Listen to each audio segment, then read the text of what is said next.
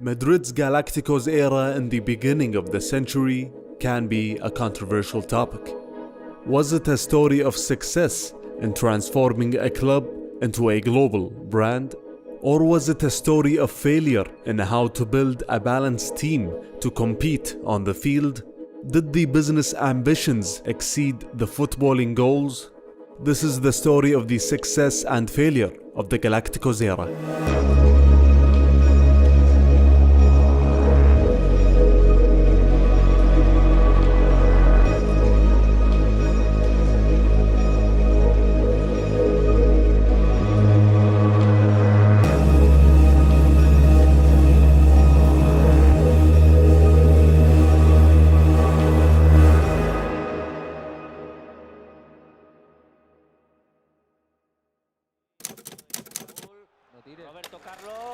Roberto Carlos Mijatovic. ¡Gol! Ha marcado el Madrid.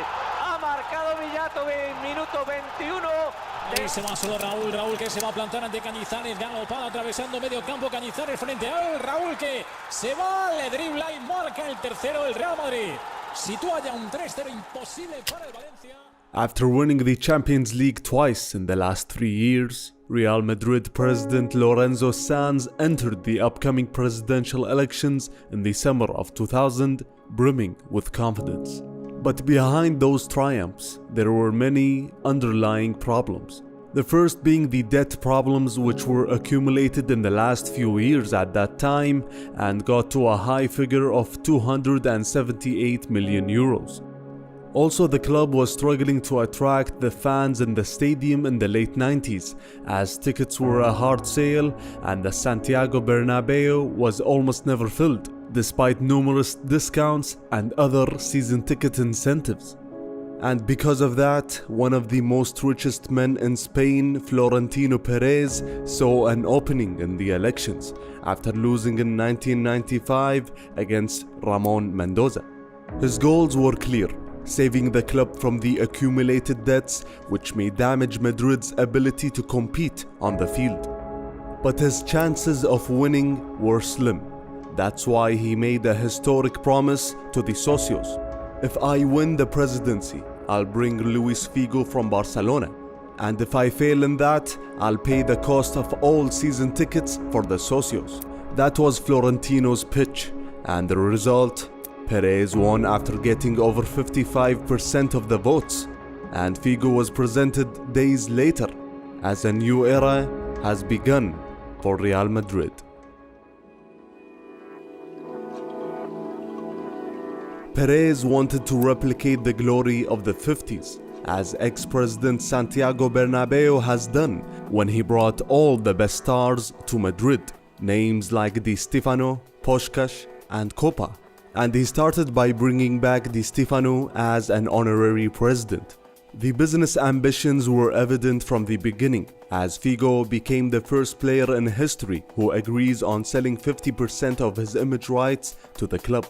But Florentino's number one goal was still clearing the debts attached to the club, as he was quoted in September of 2000 saying that the club is financially in a critical position.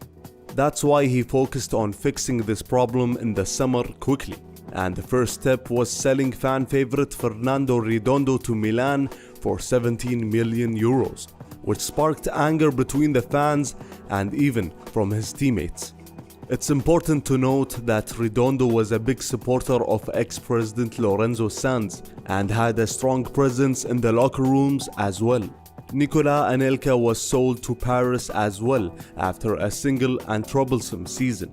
But these transfers were not enough to clear the accumulated debt, and Perez didn't want to take the stock market option to gather funds. That's why the operation will take some time. But on the footballing side, many reinforcements were made by the new sporting director Jorge Valdano, as transfers like Makelele and Solari were made in the summer. And led by Vicente Del Bosque, Madrid started the season exceptionally well, and Figo was one of the main catalysts for that.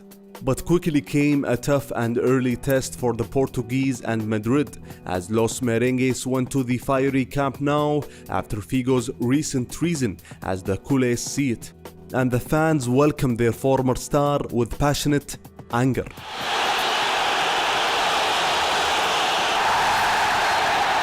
Madrid lost the match by 2 goals and continued to lose 2 of the next 3 matches as well to spark an endless stream of criticism. But Los Merengues was back on track in no time as they won an impressive 8 consecutive matches in La Liga. And within that streak, Madrid went to Tokyo to compete in the formerly known Intercontinental Cup against a Boca Juniors side led by manager Carlos Bianchi. And after Riquelme's impressive showing, along with goals of Palermo, Madrid lost the title, as Perez was concerned with how Madrid's loss affected their ability to capture the Asian market. But Florentino came back to receive the award for Club of the Century from FIFA, along with Di Stefano, who was one of the major factors for winning that award. Following a vital win in January at Valencia, Figo was presented with the prestigious Ballon d'Or. And despite a draw at the Bernabeu against Barcelona, Madrid was the favorite to obtain the La Liga, thanks to efforts of top goalscorer Raúl González. And Del Bosque's formation gave Guti attacking freedom on the pitch to assist his Spanish compatriot, as it was Guti's best scoring season as well. The reasons for giving some players this much freedom in the attack goes back to the rigid duo in the middle of the pitch, Makelele, and for most of the season, Helguera. And following a win against Galatasaray in the quarterfinals of the Champions League, Madrid faced a known foe, Bayern München. And Los Merengues entered the match with a touch of arrogance and overconfidence, as McManaman said in his biography that the team prepares for European matches by watching a single 15-minute video of the foe, and it's not even edited down. Madrid proceeded to lose at home in the first leg thanks to a great performance by Oliver Kahn. Denied by Kahn! And went and confirmed their exit in the second leg as they lost by 2-1. Huge disappointment was quickly followed by happiness as Madrid's City Council approved Florentino's request in changing the club's training ground from a green land used specifically for sporting activities to a constructible land used for business, which ultimately led to a big jump in value. Madrid won the league after a great showing against Alaves by 5 goals, to lift their first league title since 1997. The following day, another big victory was achieved for Perez, as the City Council approved the selling of the training ground, which was just converted to a constructible area, as Madrid earned approximately 446 million euros from this deal, which cleared what's left of the club's debt from past management, and also gave Madrid the chance to build a new training ground for a cheaper price, which eventually opened new doors for Perez to invest additional money into the team. And his first step was acquiring the signature of Zinedine Zidane. The story of how Zidane signed for Madrid started in the Euro Gala in August of 2000, as Perez passed a simple question on a napkin for Zidane: would you like to play for Real Madrid? Zidane passed back his reply on the napkin, which said yes. So Florentino came back for the Frenchman in the summer of 2001, and after tough negotiations between Moggi and Valdano, Madrid were obliged to break the transfer record to buy Zidane from Juventus. Perez wanted to bring the best in the world, and above that, the names that will attract the global fans, as he wanted to pass Manchester United in terms of commercial revenue. Zidane agreed to exchange 90% of his image rights to Madrid for a salary of nearly 5 million euros a year after taxes. Perez and Madrid planned for a special year, as Los Merengues will celebrate their 100-year anniversary of the club's inception, as many events were planned for the whole calendar year. But management saw that the best way to celebrate this special season was to win the treble for the first time in the club's history, as Figo mentioned that the Champions League final will be held at Hampden Park, the same stadium that Alfredo Di Stefano and co. won their 5th European Cup. So the Portuguese saw that La Novena will be their destiny. But Del Bosque had a problem. Where will Zidane fit in the lineup? And where are the defensive transfers? The media had the same question with regards to the Frenchman, as Zidane played at Juve and for France in a position that is non-existent at Madrid. So after a poor start to the season, as Madrid were a single point away from the relegation spots after 6 matches, a lot of criticism was targeting the Frenchman, especially after Madrid won their first 4 matches in the Champions League without Zidane because of suspension after being sent off with Juve last season. But the Frenchman quickly proved the critics wrong and finally showed his value.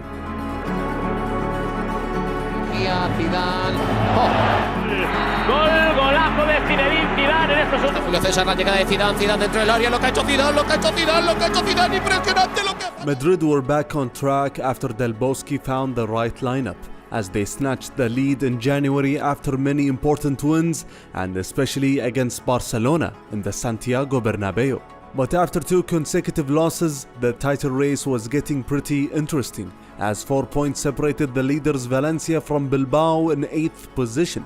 And the Spanish Federation approved on changing the date for the Copa del Rey final to coincide with the centenary anniversary of Madrid on the 6th of March, as the final will be played at the Santiago Bernabeu. At that time, the Copa del Rey didn't get much attention from the biggest clubs in Spain, but because of the treble aspirations and also the centenary anniversary, Madrid got to the final to face Deportivo.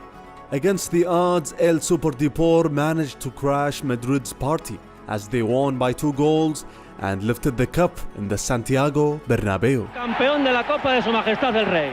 And after a draw at the Camp Nou, Madrid were now level on points with Valencia. And in the Champions League, Madrid faced Bayern München again, this time in the quarter-finals. And after losing by 2-1 at Munich, Los Blancos managed to stage a comeback in a tense second leg after scoring 2 goals,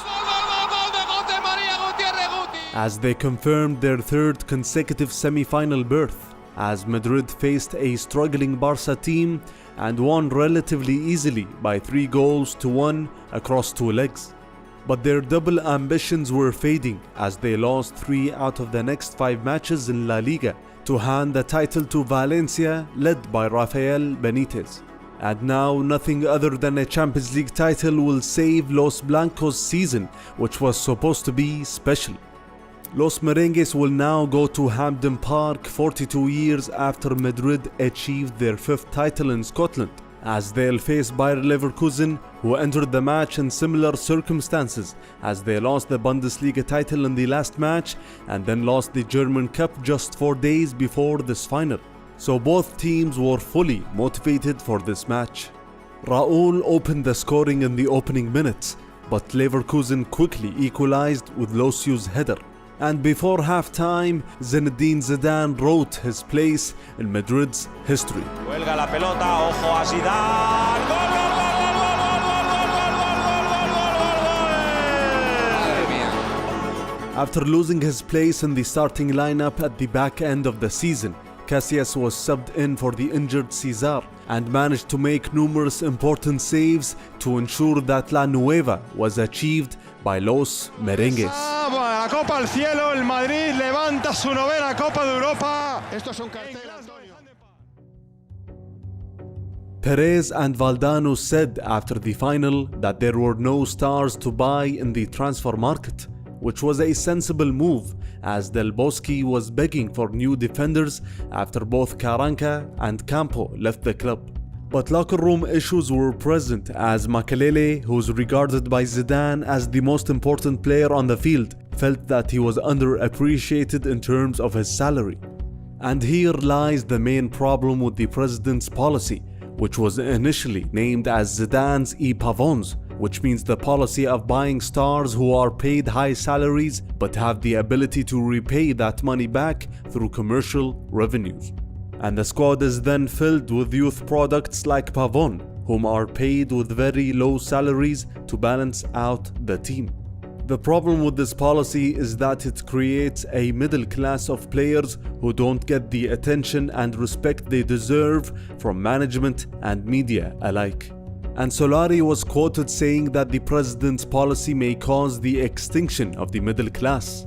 The other problem is the confidence that management shows to the youth products, but not every player will be on par with Raul, Guti and Casillas. But instead of buying defenders and closing the gaps within the team, Perez wanted Ronaldo to be the newest Galactico, especially after his return from injury and starring in the World Cup. And Ronaldo is rampant now. Madrid's interest in Ronaldo started at the end of the transfer market in August of 2002. And after many offers were turned down by Moratti, in came Joan Gaspar to avenge for what happened a couple of years ago with Figo's transfer. Perez wanted additional funds to satisfy Moratti's demands for Ronaldo, and Gaspar came in at the right time and offered 15 million euros for Morientes, who was out of favor and didn't play much at all. But the question was, why is Barcelona lending a hand to Madrid? An hour before the market closes, Gaspar withdrew his offer to leave Perez without any money to fund the Ronaldo transfer. But what actually happened was that he saved Madrid 10 million euros because Moratti bought Crespo and had an abundance of strikers in his disposal. So as the clock was ticking, Ronaldo's price was dropping, and in the end Moratti agreed to sell the Brazilian for 35 million euros plus Solari, or 10 million euros in December. But as Solari refused to transfer, Moratti wanted his 10 million, but Perez hasn't paid since. Madrid finally brought their Galactico for this season, but it was evident later on that Ronaldo came injured. And after missing the first 3 matches, he entered from the bench in the 4th match and managed to score 2 goals as the expectations were through the roof. But in reality, Madrid struggled, and especially Ronaldo in the upcoming months after scoring a single goal in the next 6 matches, as he was whistled by the Bernabeu along with the team after a goalless draw against Real Sociedad. And then came the Clásico between the 5th and 10th position teams, as Figo went back to the Camp Nou to receive a worse welcome than the one he received 2 years ago, as the two teams finished with a stalemate. Madrid went back to Tokyo again to compete for the Intercontinental Cup, as this time they won the title against Paraguayan outfit Olimpia. And Ronaldo came back to receive the Ballon d'Or for his performances in the World Cup in the summer. And following that trip, Los Merengues were back on track in the league, as they lost only a single game in 22 matches in La Liga, as Ronaldo was back to his best despite his persisting fitness issues. Then Madrid faced United in the quarter-finals of the Champions League, which was a match filled with rumors about Beckham's potential summer transfer to Madrid. And after winning by 3-1 at the Santiago Bernabeu, the two teams entered Old Trafford to book a place in the next round. And all the questions surrounding Ronaldo from the fans were evaporated after a historic performance. March on Ferdinand, Ronaldo shot! Heartbreaker. Roberto Carlos, it's Ronaldo! He's made space for himself, Ronaldo shot! Pick that out. What a hat-trick! Scored by the Argentine Santiago Solari, and huge applause from Manchester United and Real Madrid fans alike.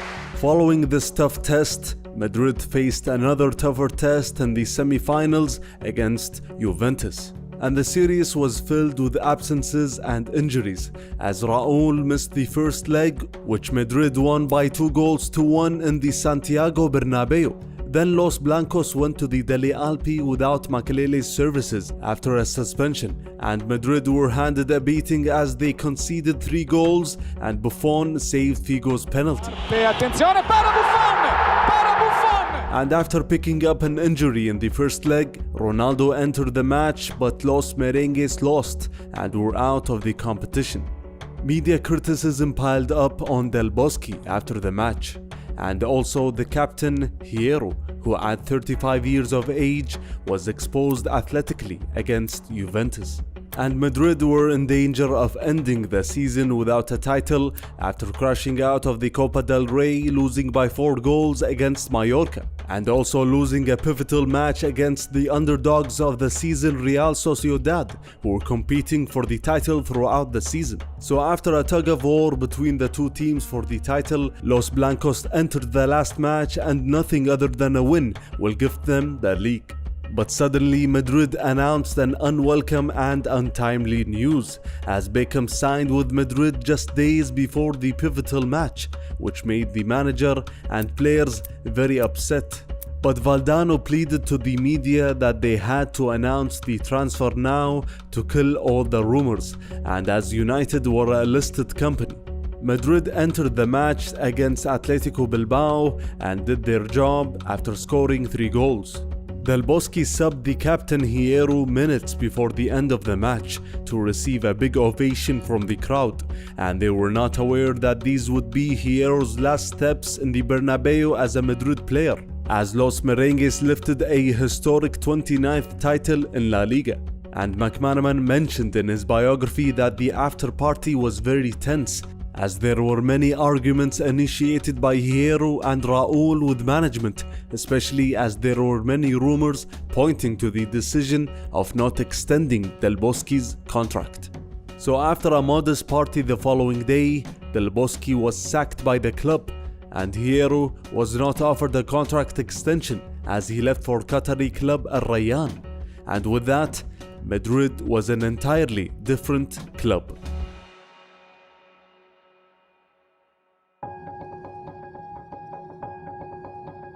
Ex-assistant of Alex Ferguson, Carlos Queiroz, took over managing duties, as Perez justified this decision by saying he wanted a more tactically astute manager. And David Beckham was introduced as the newest Galactico, as this transfer proved that Florentino's intentions were purely driven by commercial goals. We all know Beckham is a special player with special qualities, but he shares the same position as Figo on the field and is considered a surplus to Madrid's needs in the lineup. The biggest evidence of the president's commercial and marketing intentions was the decision to discard one of the most important players in the lineup, Claude Makelele. Makelele was interviewed recently talking about his departure from Madrid, as he said after winning the league, Florentino promised him a new and improved extension. But after Beckham's transfer, Perez told him that there was no money left to hand him an extension. And Valdano told him in an aggressive manner that he's supposed to play for Madrid for free. And if he wanted to leave Los Blancos, he needs to get an offer of 15 million euros from another team. Makelele's importance to the team was underestimated. His absence from the crucial match against Juve and the loss that resulted from that was not enough to convince management. So in came Chelsea and bought the Frenchman for 20 million euros. Madrid also sent the frustrated Morientes to Monaco on loan, and they didn't reinforce the defense for the second season in a row after failing to secure either Gabriel Milito nor Ayala. So after a very busy pre-season for Madrid, as they visited numerous East Asian countries on tour, the team came back exhausted. But Los Merengues started the season well, and after many wins, they finally won in December against Barca, which was their first league win at the Camp Nou since 1983, as they distanced themselves by 13 points from the Blaugrana. And despite playing numerous youth products in defense because of injuries, Madrid kept the momentum going, as Casillas was a big factor in that. Going into the end of February, Madrid was still in the lead with a comforting gap, but this was the beginning of their historic slump. Starting with their match in the Copa del Rey final against Real Zaragoza, as Madrid lost after extra time. And after beating the ever-present Bavarian club and getting to the quarter-finals, Madrid faced Monaco. And following a 4-2 win for Madrid in the first leg at the Santiago Bernabeu, Los Blancos went to the Stade de Louis with huge confidence. And their confidence grew after Raúl scored in the first half. And now Monaco had to score 3 goals to advance.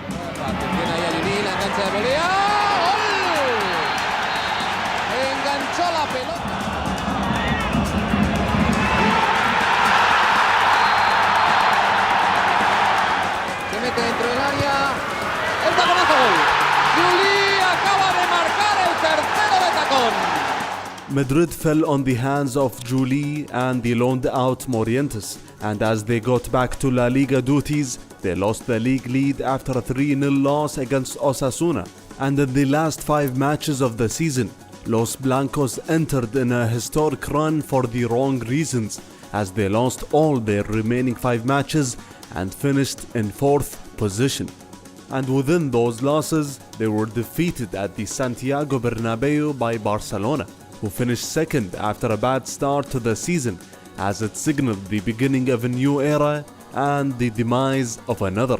Carlos Queiroz was sacked immediately, as Valdano resigned as well, and Perez brought in Antonio Camacho and immediately reinforced the defense with Samuel to enter the upcoming presidential elections with positive news.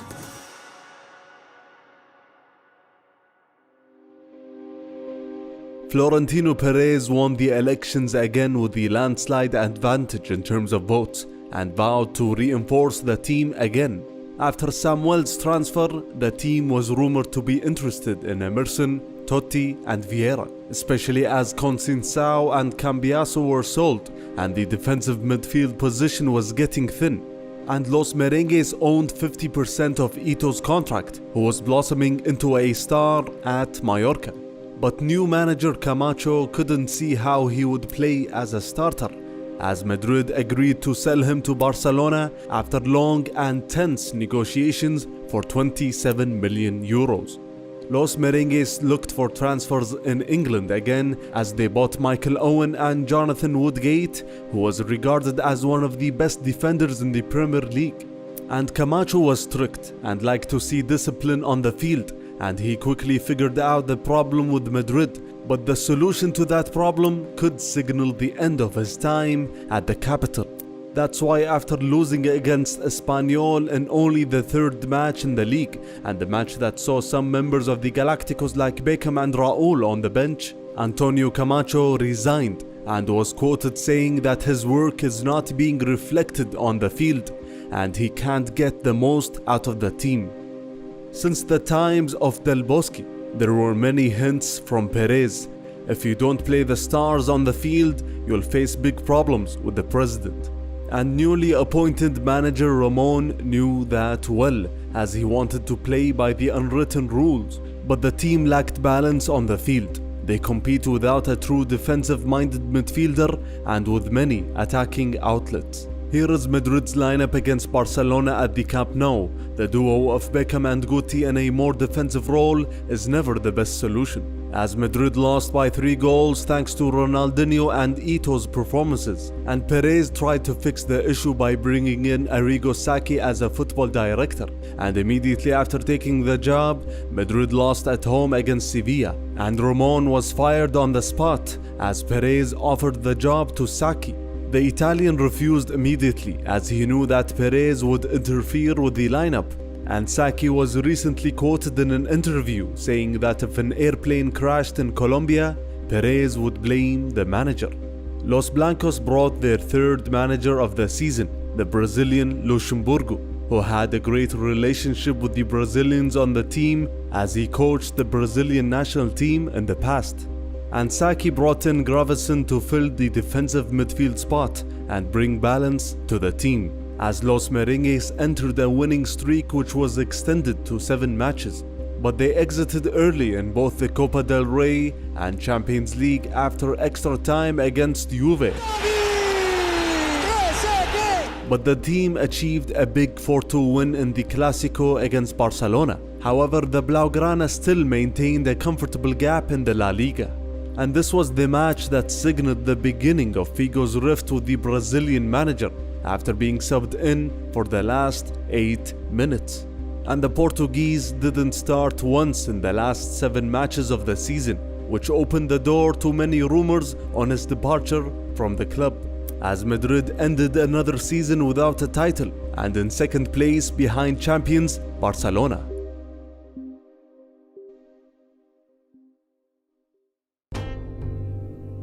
The new season started as the previous one has ended, as Figo's relationship was still complicated with the Brazilian manager.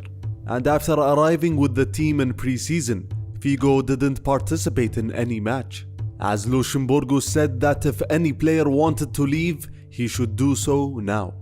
And in the beginning of August, the first Galactico left Los Blancos, as Luis Figo signed with Inter Milan, as the Portuguese was quoted saying that he was disappointed with the man who led the club. And both Samuel and Solari joined him at the Italian club as well. And after a somewhat good season, Owen went back to England. As for the arrivals, Los Blancos didn't bring a superstar. Rather, they brought numerous players like the Brazilian duo of Baptista and the young Robinho. And also the player who was labeled the first Spanish Galactico, Sergio Ramos, at only 19 years of age, after paying his release clause, which was worth 27 million euros. And Madrid's start to the season was average, to say the least, as Jonathan Woodgate finally came back after a whole season out because of injuries. And in his first official match, he scored an own goal and was sent off after 2 cautions as well. But despite that, Los Blancos claimed the top spot after match day 7, as Barcelona had a bad start to the season. Then came the Blaugrana test in the Santiago Bernabéu, as Ronaldinho demonstrated a lesson in football. Distintas opciones, Ronaldinho que se va solo, Ronaldinho, ¡gol! Ronaldinho se va por velocidad, Ronaldinho se va a meter, Ronaldinho, ¡golazo! The Brazilian was given a big ovation by the fans, but as Salgado said that this was a way of punishing the Madrid players, rather than a gesture of respect handed to the foe. The Brazilian Luxemburgo survived for 3 more matches before getting sacked after a dismal win against Getafe in the Bernabeu. Juan Caro came in as caretaker manager until the end of the season, as Saki left as well after being unsatisfied by the work being done, as Benito Floro came back to his position again. And the winter transfers didn't change much at the club as well, especially as it didn't change from the nightmarish outcome in the Romareda Stadium in the beginning of February, when Madrid faced Real Zaragoza in the first leg of the Copa del Rey semi-final, as Los Merengues lost in a historic match by 6-1, thanks to 4 goals by Diego Milito. And in the same month, in the round of 16 of the Champions League, Madrid faced a tough test against Arsenal. And before the match, Ronaldo had given some interesting quotes, as he criticized his own fans and said that the Bernabeu never showed him any love since he came to the club. And the quotes came in at a bad time before the important match, as Madrid lost by 1 goal thanks to Henry. And the captain Raul criticized his Brazilian teammate, as he said that he was being selfish and thought more about himself than the team. So when another loss came after 5 days in the league against Mallorca, which extended the gap from the leader Barcelona to 10 points, in came some shocking news, as Perez resigned from his position, and in the press conference was quoted saying that he may have spoiled the players too much, which made them confused. Another interesting thing after the resignation was the manager Caro's quotes, when he said that from now on he'll use players and not only names. But after failing to come back against Zaragoza in the return leg and crashing out of the Champions League, Madrid drew 6 out of 7 matches in La Liga, to kill all their hopes of claiming any title for the season. And after scoring his 100th goal for Los Blancos, Ronaldo was injured for the 5th time in the season, which could act as a summary for his career.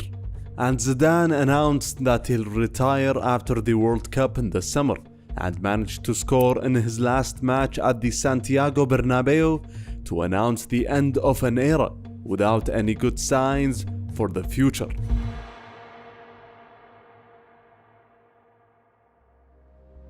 While titles have been absent in the last 3 years, and many managers and directors have been recycled, Florentino Perez succeeded in his initial plan, which is to turn Real Madrid into a commercial and profitable machine. Based on Deloitte's report on the richest clubs in the world, Madrid claimed the top spot in the 2004-2005 season, and despite not winning any titles, Madrid kept their position through to the president's resignation in February of 2006.